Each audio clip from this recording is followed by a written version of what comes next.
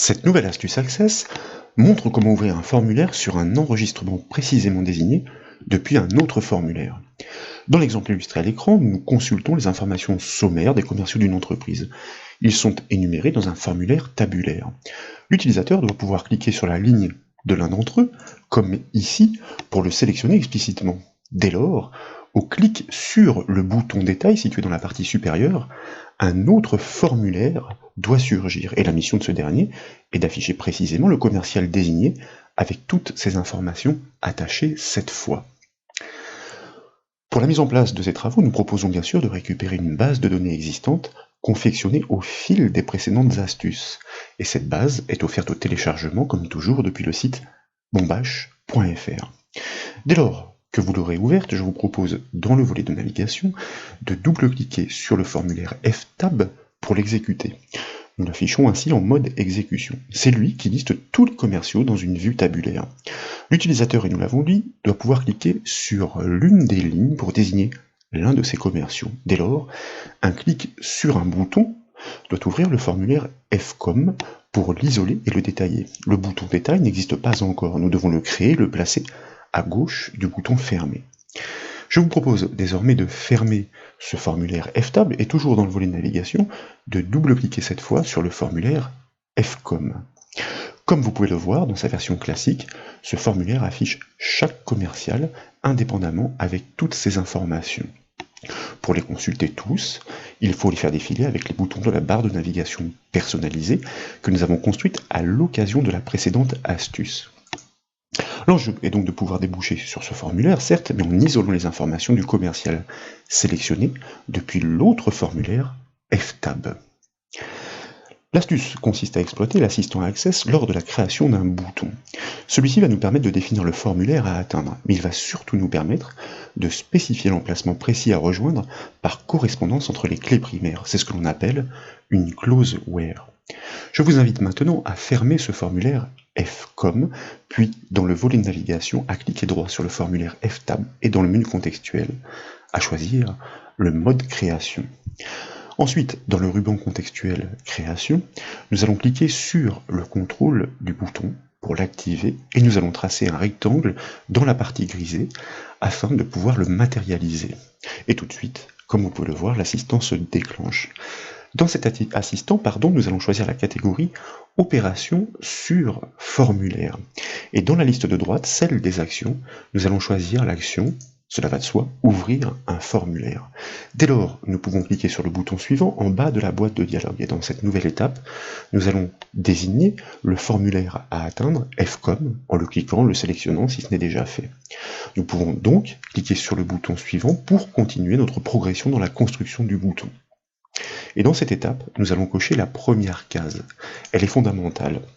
C'est elle qui va nous permettre de définir l'enregistrement à faire correspondre à celui de la ligne cliquée depuis le formulaire FTab.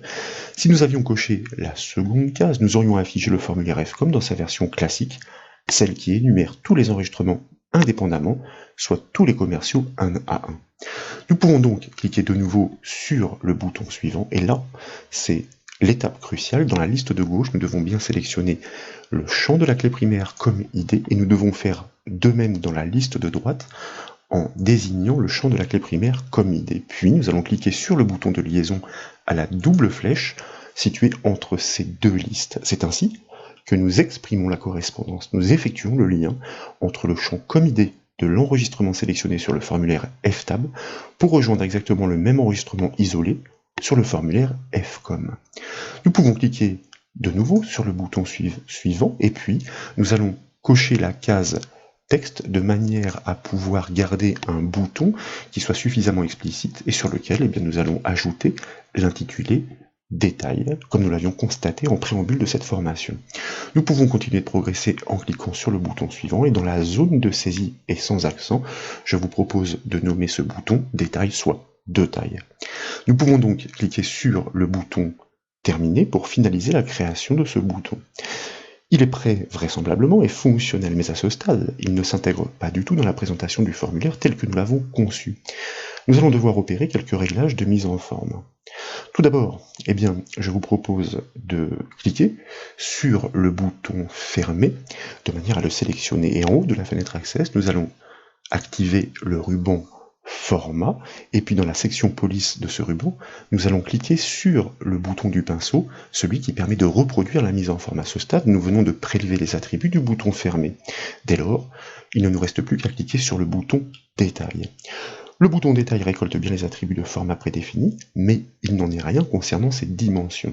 C'est pourquoi dans l'enchaînement, nous sélectionnons de nouveau le bouton Détail, nous activons l'onglet Format de sa feuille de propriété. Il est préférable d'ailleurs de classer ces attributs par ordre alphabétique grâce à ce petit bouton situé en haut à droite. Et tout d'abord, dans la propriété largeur, je vous propose de définir précisément les dimensions que nous avons prélevées, qui sont issues du bouton détail 2,594 que nous validons avec la touche entrée du clavier. Et puis, dans sa propriété hauteur, nous allons remplacer celle qui est proposée par défaut par 1,102 que nous validons là aussi à l'aide de la touche entrée du clavier. Ensuite, et comme vous le savez, le ruban organisé propose des fonctionnalités permettant, par rapport à un contrôle de référence, de faire en sorte que ces contrôles soient tous alignés sur la même horizontale.